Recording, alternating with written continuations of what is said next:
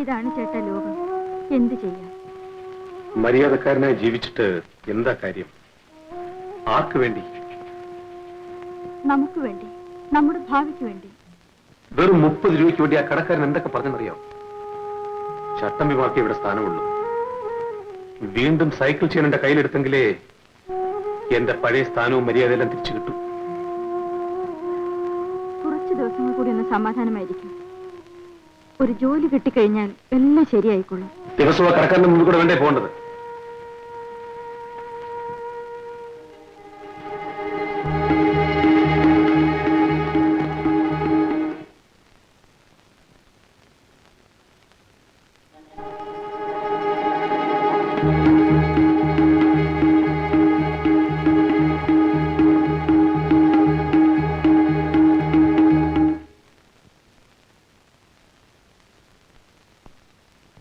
ഇതാ 30 രൂപയുണ്ട്. ഇതെവിടുത്താ? കുറച്ചു നാളായി പട്ടിയെ ഒരാൾ വിലക്ക് ചോദിച്ചുകൊണ്ടിരിക്കുകയായിരുന്നു. ഒരു കുഞ്ഞിനെ പോലെ നീ അതിനെ വളർത്തി, എന്നിട്ട് അതിനെ വിറ്റെന്നോ? നിസ്സാര ഒരു 30 രൂപ കാരണം നമ്മുടെ ലക്ഷ്യം തകരാൻ പാടില്ല.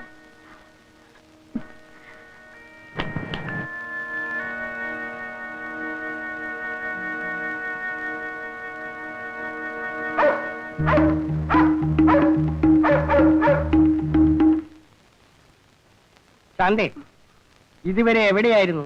എന്താ ഇത്ര താമസിച്ചത്? കോളേജിൽ നിന്ന് നടന്നാ വന്നത്.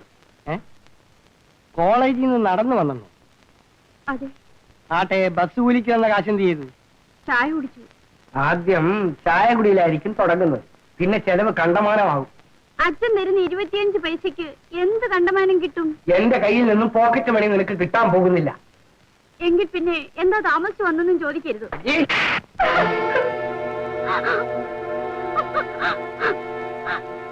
ഇനിയെങ്കിലും എന്നെ അകത്തേക്ക് വിടാമോ?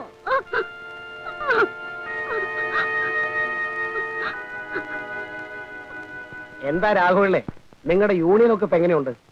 യൂണിയനോ? ഇടയ്ക്ക് അങ്ങനെ പാല് പിരിയുന്ന പോലെ പെരിയാറുണ്ട് സാറേ.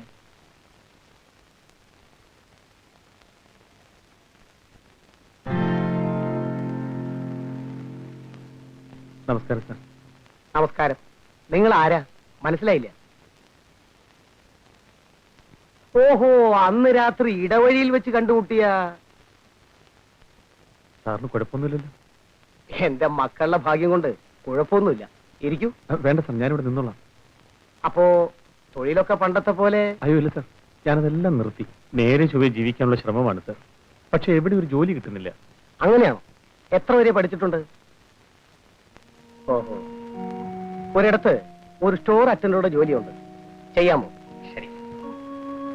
പക്ഷേ 2000 രൂപ ഡെപ്പോസിറ്റ് കിട്ടേണ്ടി വരും. അതെങ്ങനെയും ഒപ്പിക്കാമോ? ഞാൻ ശ്രമിച്ചു നോക്കാം സാർ. ശരി, എന്നാൽ രൂപ കിട്ടിയ ഉടനെ എന്നെ ഒന്ന് കാണണം കേട്ടോ. ശരി.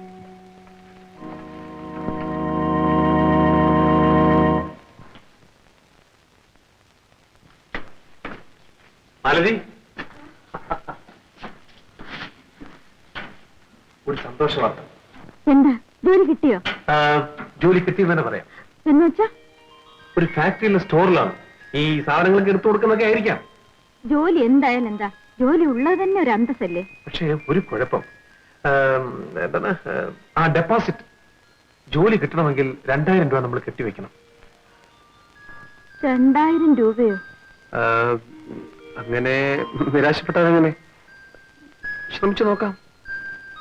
എന്നിത് രണ്ടാമത്തെ സന്തോഷ വാർത്തയാണെന്ന് ഞാൻ ആഹ്ലാദിക്കായിരുന്നു. രണ്ടാമത്തേതോ?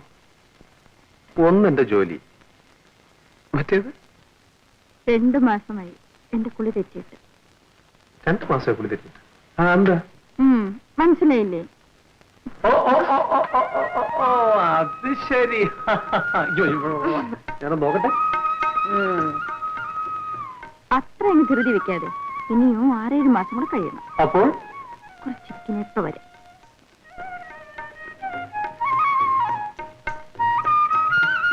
ഇതാ ഇങ്ങനെ ഇരിക്കും.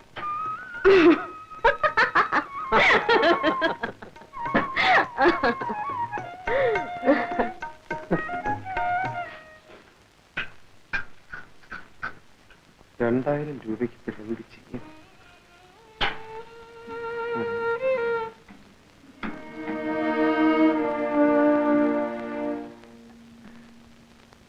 അല്ല, മണിച്ചേട്ടൻ പുതിയ സ്കൂട്ടറിലൊക്കെയാണല്ലോ സവാരി.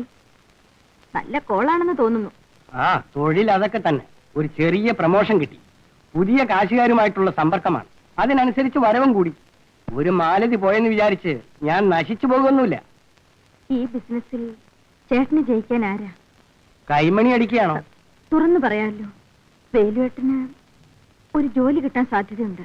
ആ, അപ്പൊ ഇതുവരെ ചാപ്പാട് ചക്കാത്തിലായിരുന്നല്ലേ? ജോലി കിട്ടണമെങ്കിൽ 2000 രൂപ ഡെപ്പോസിറ്റ് കൊടുക്കണം. മണിച്ചേട്ടൻ ഒന്ന് സഹായിച്ചാൽ. 2000 എന്റെ അടുത്ത് എവിടെന്നാ? എനിക്കറിയാം, എന്നെ കൊണ്ട് ചേട്ടന് ഇപ്പോൾ ഒരു പ്രയോജനവും ഇല്ലല്ലോ. കറക്റ്റ്. നീ ഇപ്പൊ പറ, നീ പഴയ തൊഴിലിന് റെഡിയാണെന്ന്. നിനക്ക് എന്തൊക്കെ വേണം? ഛീ! എന്നോട് ഇങ്ങനെ സംസാരിച്ചെന്ന് വേലുവേട്ടൻ അറിഞ്ഞാൽ തന്നെ വെറുതെ വിടില്ല. ജീവിക്കാൻ വല്ല വഴിയും നോക്ക് മാലതി. എവിടെ?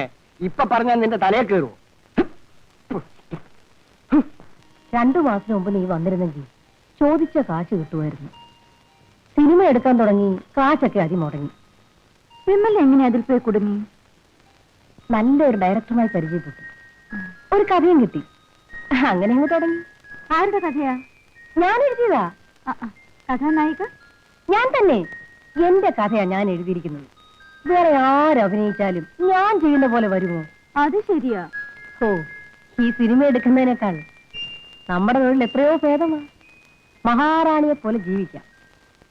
പല്ലിളിച്ച് കാണിക്കേണ്ട പിഴപ്പായിരുന്നെങ്കിലും അപ്പൊ ഉള്ള കാശ് കൈ കിട്ടും. ഇത് കാശും അങ്ങോട്ട് കൊടുത്ത് പല്ല് വിളിക്കേണ്ടിയിരിക്കുന്നു. എന്തൊരു നാണക്കേട്. ആ, വേണമെങ്കിൽ അദ്ദേഹത്തോട് പറഞ്ഞേ ഏതെങ്കിലും പടത്തിൽ ചാൻസ് വാങ്ങിച്ചു തരാം. വല്ല 50 100 കിട്ടും. അദ്ദേഹം എന്ന് പറഞ്ഞ അദ്ദേഹം ഡയറക്ടർ. ഓഹോ, എനിക്ക് ചാൻസ് ഒന്നും വേണ്ട. 2000 രൂപ കിട്ടിയാൽ കൊള്ളാമായിരുന്നു. അയ്യോ, നീ വേറെ എവിടെയെങ്കിലും ശ്രമിക്കും. ശരി. ആ, ഏതായാലും നീ വന്ന സ്ഥിതിക്ക് ഞങ്ങളുടെ സിനിമാ പടത്തിന്റെ ആൽബം ഒന്ന് കണ്ടേച്ച് ചോദിക്കും. വേണ്ട, സിനിമ പുറത്തിറങ്ങട്ടെ, ഞാൻ കണ്ടോളാം. അയ്യോ, അത് പുറത്തിറങ്ങത്തില്ല. അതുകൊണ്ടാ പറഞ്ഞത്. ഞാൻ പിന്നെ വരാം. ആ, നാളെ കാലത്ത് 10 മണിക്കൊന്ന് പണം അടച്ചാലേ എനിക്ക് ഈ ജോലി കിട്ടൂ. നാളെ കാലത്ത് 10 മണി വരെ സമയമുണ്ടല്ലോ, നോക്കാം. ഓ, അപ്പോഴേക്കും വല്ല നിധി വല്ലതും കിട്ടുമോ? എനിക്കൊരു വിശ്വാസമില്ല.